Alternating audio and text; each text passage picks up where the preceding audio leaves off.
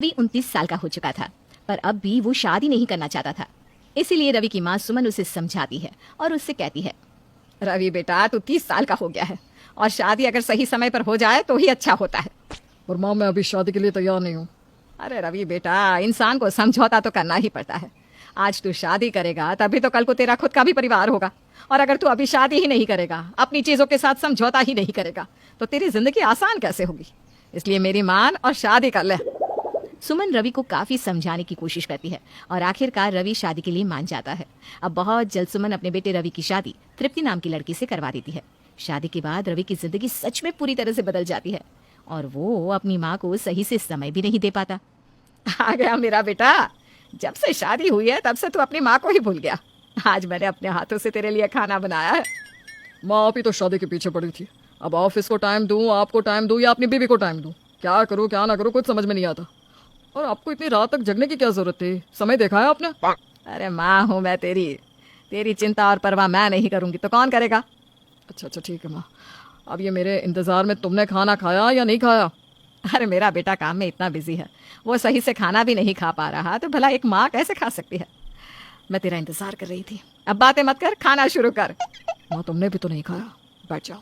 तृप्ति खाना निकाल दो, आज हम सब एक साथ खाएंगे। अरे नहीं बहू, आज मैं खुद अपने बेटे को अपने हाथ से खाना खिलाऊंगी, तू बैठ जा, तू रहने दे। सुमन खुद रवि को अपने हाथों से खाना परोसती है और अपने हाथों से ही खिलाती है। ये देखकर तृप्ति को बहुत गुस्सा आता है, क्योंकि सुमन की वजह से रवि तृप्ति को समय नहीं दे पा रहा था। देखते ही देखते रात का 1 बज जाता है, पर सुमन अपने बेटे को छोड़ती नहीं। और आधी रात में जब रवि सोने के लिए जाता है तो तृप्ति रवि से कहती है, छोड़ दिया तुम्हारी माँ ने? आ गई तुम्हें मेरी याद? आ गया याद कि तुम शादीशुदा हो और एक बीवी है तुम्हारी? अरे माँ समझने की कोशिश क्यों नहीं करती कि उनका बेटा शादीशुदा है? तुम्हें अकेला क्यों नहीं छोड़ना चाहती? अरे क्योंकि मैं अपनी माँ का इकलौता बेटा हूँ। देखो अब मैं बहुत थक गया हूँ, सो जाओ, मुझे इस बारे में बात नहीं करनी। रवि तृप्ति के बातों का बड़े ही अजीब तरीके से जवाब देता है। ये देखकर तृप्ति को बहुत गुस्सा आता है और वो भी चुपचाप सो जाती है। अगली सुबह भी सुमन जल्दी से उठकर अपने बेटे के लिए नाश्ता बना देती है। उठ गया बेटा, चल जल्दी से नाश्ता कर ले और समय पर ऑफिस चला जा। मैं अभी तेरे कमरे में तेरा पर्स और तेरी घड़ी लेकर आती हूँ, और तेरा लंच भी मैंने तैयार कर दिया है। माँ आप क्यों इतनी टेंशन लेती हो? आप आराम से बैठो, तृप्ति है ना, वो कर देगी। मेरा इस घर में होना ना होना एक बराबर ही है। तुम्हारी माँ है ना सब कुछ करने के लिए। मुझे तो समझ में नहीं आता, अगर तुम्हारी माँ तुमसे दूर हो ही नहीं सकती थी तो उन्होंने तुम्हारी शादी ही क्यों करवाई। इतना बोलकर तृप्ति वहां से नाराज होकर चली जाती है, जिसके बाद रवि तृप्ति को मनाने के लिए अब अपना ज्यादातर समय तृप्ति को देता, जिस वजह से सुमन को टाइम नहीं मिल पाता और सुमन उदास हो जाती है। ऐसे ही एक दिन रवि की छुट्टी होती है और तृप्ति रवि से कहीं बाहर चलने को कहती है। हमारी शादी को कितना टाइम हो चुका है, पर हम कभी भी बाहर नहीं गए। चलो ना आज मूवी देखने चलते हैं। सही कह रही है बहू, कितना टाइम हो गया मुझे भी अपने बेटे के साथ बाहर गए हुए। जब से इसकी शादी हुई है ये तो माँ को पूरी तरह से भूल ही गया है। पर कोई बात नहीं, आज हम सब एक साथ बाहर चलेंगे।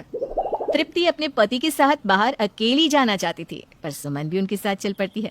उस समय तो तृप्ति कुछ नहीं कह पाती, पर घर आने के बाद उसका पूरा गुस्सा रवि पर निकलता है। मुझे तो समझ में नहीं आता तुम्हारी माँ की प्रॉब्लम क्या है। आखिर वो हम दोनों को प्राइवेसी कब देगी? माँ समझती क्यों नहीं हम पति पत्नी हैं, हमें भी अपना टाइम चाहिए। अरे तृप्ति शांत हो जाओ और थोड़ा आराम से बोलो ना, अगर माँ ने सुन लिया तो उन्हें बुरा लगेगा। और वैसे भी शादी के बाद हर किसी को समझौता करना पड़ता है, थोड़ा समझौता तुम भी करना सीख लो। मैं भी तो कर रहा हूँ ना। तुम्हें समझौता करना है तो तुम करो, मैं नहीं करने वाली। एक बार फिर तृप्ति रवि से नाराज हो जाती है, पर ये सारी बातें सुमन सुन लेती है। अपनी बहू की ऐसी बातें सुनकर सुमन को भी बहुत गुस्सा आता है और अब वो भी जानबूझकर अपनी बहू को जलाने के लिए बार बार अपने बेटे को आवाज देने लगती है। रवि बेटा, तबीयत ठीक नहीं लग रही, जाकर मेरी दवाई तो ला दे। माँ जी अगर ज्यादा तबीयत खराब है तो आपको पहले बताना चाहिए था, मैं आपको दवाई दिलवा कर ला देती। अभी रात हो चुकी है, पता नहीं दवाई की दुकान खुली होगी भी या नहीं। रवि बेटा, बहू बिल्कुल सही बोल रही है, लगता है अब इस सर के दर्द को झेलना ही पड़ेगा। तुम दोनों जाकर सो जाओ। कोई बात नहीं माँ, मैं हूँ ना, चलो मैं आपका सर दबा देता हूँ, जब आपको नींद आ जाएगी तब मैं भी सो जाऊंगा।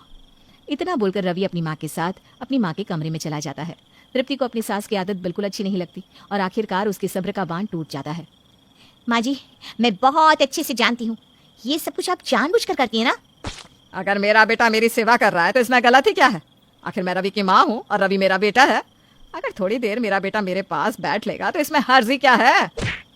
दोनों सास बहू के बीच रवि को लेकर काफी लड़ाई होती है। अब रवि अपनी माँ और बीवी के बीच में पूरी तरह से फंस जाता है और अगली सुबह ऑफिस के बहाने बाहर चला जाता है। देखते ही देखते शाम हो जाती है और शाम से रात। पर रवि अब तक घर नहीं आता, जिस वजह से तृप्ति और सुमन दोनों परेशान हो जाते हैं। माँ जी, रवि ने तो कहा था कि वो ऑफिस जा रहे हैं, पर आज से पहले वो कभी इतने लेट नहीं आए और वो फोन भी नहीं उठा रहे। मुझे तो डर लग रहा है। बहुत सारी गलती हमारी है। हमें रवि के सामने इस तरह से लड़ाई नहीं करनी चाहिए थी। आखिर वो भी तो इंसान है, थक जाता होगा बेचारा। तृप्ति और सुमन को एहसास होता है कि उन दोनों की लड़ाई में रवि कितना परेशान हो रहा है। रात के 12 बजे जब रवि घर आता है तो रवि को देखकर सुमन और तृप्ति की जान में जान आती है। भगवान का शुक्र है कि आप आ गए। आप नहीं जानते मैं कितना डर गई थी। मेरा बेटा सही सलामत आ गया, भगवान का शुक्र है। बेटा अब तू मेरी नजरों से ओझल नहीं होगा जब तक मैं मन भर कर तुझे देख ना लूं। बस करो आप दोनों के इसी प्यार और बर्ताव की वजह से मैं परेशान हो चुका हूँ।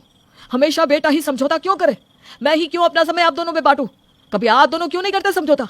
आपस में प्यार से क्यों नहीं रहते, ताकि मैं आप दोनों को अपना बराबर समय दे सकूं? मैं एक को मनाता हूं तो दूसरा मुझसे नाराज हो जाता है। आखिर मैं कब तक ऐसे ही सिचुएशन को संभालता रहूंगा? रवि बहुत गुस्से में था। वो नाराज होकर कमरे में सोने के लिए चला जाता है और अगली सुबह उठता है तो देखता है कि तृप्ति और उसकी माँ एक साथ प्यार से काम कर रहे हैं और उन दोनों के बीच की लड़ाई भी खत्म हो गई है, क्योंकि इस बार समझौता सास बहू ने किया था।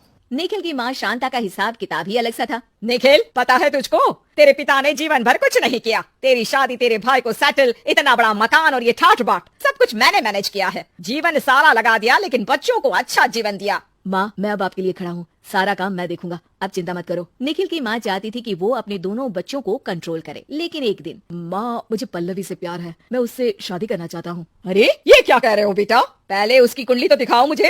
निखिल की माँ देखती है कि वो गांव में रहती है लेकिन लड़की तो शहर की है। वो सोचती है कि निखिल कहीं शहर में ही उसे ना रखे। माँ, ये पल्लवी का फोन है, बात कर लो ना। देखो, तुम्हारी कुंडली देखी थी, निखिल ने तो साफ बता ही दिया होगा कि हम लोग पूजा पाठ वाले लोग हैं, कुंडली के बिना कोई काम नहीं करते। तुम्हारी कुंडली में लिखा है कि शादी के बाद तुमको बच्चा नहीं होगा। कैसी बात कर रही है आंटी जी? ये तो बहुत परेशानी वाली बात है। हाँ, लेकिन भला हूँ मेरा, या ये सोच की एहसान है मेरा तुझ पर कि मैं फिर भी शादी के लिए इनकार नहीं कर रही हूँ। तू बस रोज सुबह शाम एक मंत्र का जाप कर तो तेरी कुंडली से वो ग्रह जा सकता है, लेकिन जब तक ग्रह नहीं जाता मैं शादी नहीं करवा सकती। पल्लवी निखिल से उसकी माँ की बात बताती है। अरे जाने दो ना सबको, हम शादी कर लेते हैं, शादी के बाद चलती रहेगी सारी मंत्रों की जाप, है ना? नहीं नहीं निखिल, कल को बच्चे नहीं हुए तो? अरे क्या हुआ, तुम तो हो ना बच्ची जैसी मेरे लिए।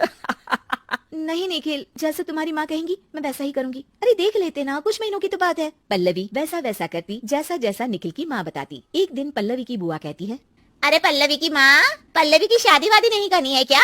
बिठा कर रखा है ऐसे ही। अरे कैसी बात कर रही है दीदी, क्यों नहीं करनी शादी? जरूर करनी है। पल्लवी को एक लड़का पसंद भी है, लेकिन उसकी माँ। अब माँ को क्या हो गया? अरे क्या बताऊं दीदी, जबरदस्ती उसकी कुंडली का हवाला देकर शादी के दिन टाली जा रही है। वो गांव में रहती है, अब यहाँ हो तो हम जाकर बात भी कर ले। तो छोड़ो ना, कोई और लड़का क्यों नहीं देख लेती? दीदी अब बच्चों को तो जानती हो ना, खुद पसंद करके बैठ गई है। मैं भी कुछ नहीं कह रही, क्योंकि गांव के बड़े पैसे वाले लोग हैं, जमीन खेत मकान सब है उन लोगों का। लड़का यहाँ नौकरी करता है, लेकिन माँ का बड़ा भक्त है। देखो निखिल आ भी गया। अरे लड़का तो हीरो है बिल्कुल। निखिल, शादी में देर क्यों कर रहे हो? अब बुआ, वो माँ ने घर को अकेले ही संभाला, हम लोगों को बनाया है। उनकी मेहनत और लगन का नतीजा है जो हम लोग यहाँ हैं, वरना तो चाचा और ताऊ के बच्चों की तरह खेत जोते रह रहे होते। अरे तो खेत जोतना कौन सी बुरी बात है? खैर कोई बात नहीं। जैसे तैसे कर पल्लवी की शादी निखिल से हो जाती है। शादी के बाद, पल्लवी, जब मेरी शादी हुई थी तो मैं गाँव में ही रह गई थी अपनी सास के पास, लेकिन आजकल की बहुएं कहाँ टिकती हैं। नहीं नहीं माँ जी, ऐसी बात नहीं है। दरअसल आप तो जानती हैं कि मेरी नौकरी है, तो निखिल को सहारा मिल जाता है।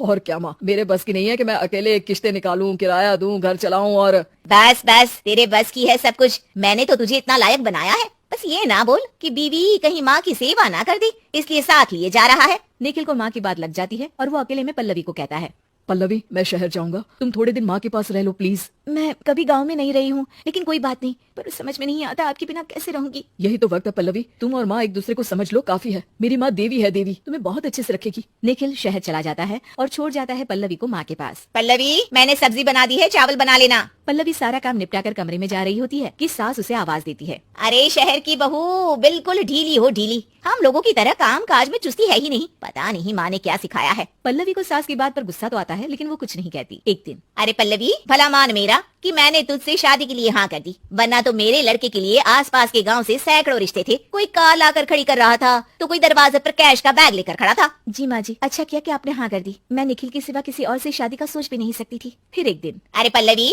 तूने तो मोती दान किया होगा, जो मेरे बेटे जैसे लड़के से शादी होगी और मेरे जैसी सास मिली। जो तुम गरीब लोगों को मैनेज कर रही हैं अपने घर में। जी माँ जी, आप सही बोल रही हैं। निखिल की माँ अब आए दिन उसे उठ पटांग सुनाती, लेकिन पल्लवी शांत होकर हर बात का जवाब देती। फिर एक दिन, माँ इस बार मैं पल्लवी को ले जाऊंगा। शहर में एक की कमाई से कुछ नहीं होता है। हाँ हाँ तो ले जा, वैसे भी मैंने रख कर देख लिया है, मेरे तो किसी काम की नहीं है, काम धाम आता नहीं। और जबान जबान तो ऐसे चलती है जैसे कहीं की विधायक हो। निखिल कुछ नहीं कहता। अरे क्या लड़की ले आया तू, यहाँ गांव की लड़की से शादी करवाती तो घर क्या खेत क्या, गाय का दूध निकालने से लेकर सब्जी भाजी भी बना लेती। तू बोल तो, बात करूँ क्या कल्लू की बेटी से तेरे रिश्ते की।